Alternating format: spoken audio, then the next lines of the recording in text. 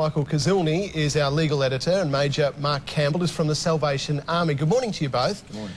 Michael, to start with you, what sort of charges do these first-time offenders find themselves facing?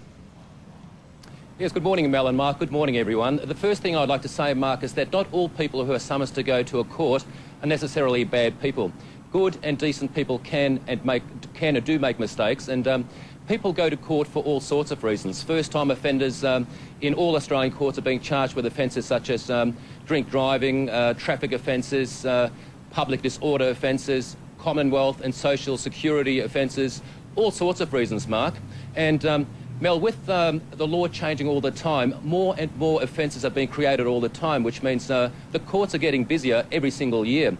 For example, the other day I was in court and there was a whole court full of people who failed to lodge their business activity statements on time, and the Australian Taxation Office were prosecuting, and see, that's an offence, for example, which wasn't around a few years ago. So there's plenty of first-time Australians who unfortunately have to go through the stressful experience of facing court for the very first time.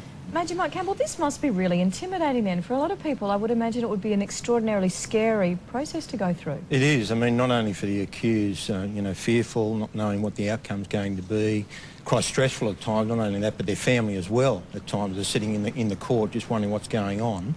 And certainly there needs to be an emotional support towards that, and I suppose that's where the Salvation Army comes in. We're not in a position to give any legal advice at all, just to make them or refer to the court's sort of processes in regards to that. So often you might just accompany someone, or because I would imagine if you're really a bit nervous, you might miss a bit of what's going on, or you might not listen to everything. Is that where you guys would come in and just guide people through the whole process? That's right, and I mean, even with the lawyers that are working there, they would know there's a Salvation Army chaplain there and may, you know, bring in the Salvation Army officer and talk with the person and give them some support, not only legally, but emotionally as well. Yeah.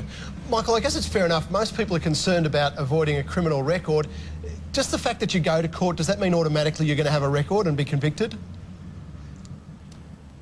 Not necessarily, Mark. What a lot of people think is that once they receive a summons to go to court, they think the best way to get a no conviction is to vigorously defend the case. But quite often, if there's enough evidence, Mark, the best way to avoid a criminal record is to actually plead guilty. And you'll find that most cases at the lower courts all over Australia are disposed of by a way of plea of guilty. And what magistrates do, Mark, they basically look at the person, and if they believe it's out of character and they look at the previous good character, quite often they give those people a once-in-a-lifetime opportunity not to record a criminal conviction.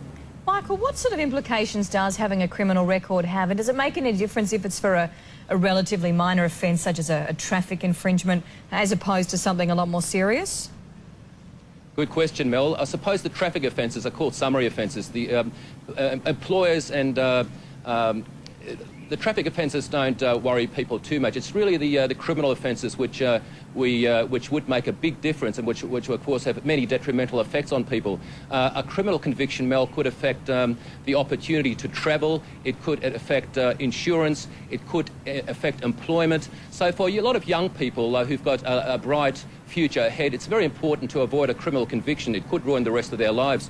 For example, Mel, the other day I got a phone call from a professional person who took a Qantas flight to the US. He was detained by authorities because he had a shoplifting conviction some 17 years ago. He was put back on the plane. Yeah, so that's how tough they're getting. So by all means, we're trying to avoid a criminal conviction for, especially for first-time offenders. Michael, what sort of tips do you have for people who find themselves having to deal with the law and just don't know much about the process?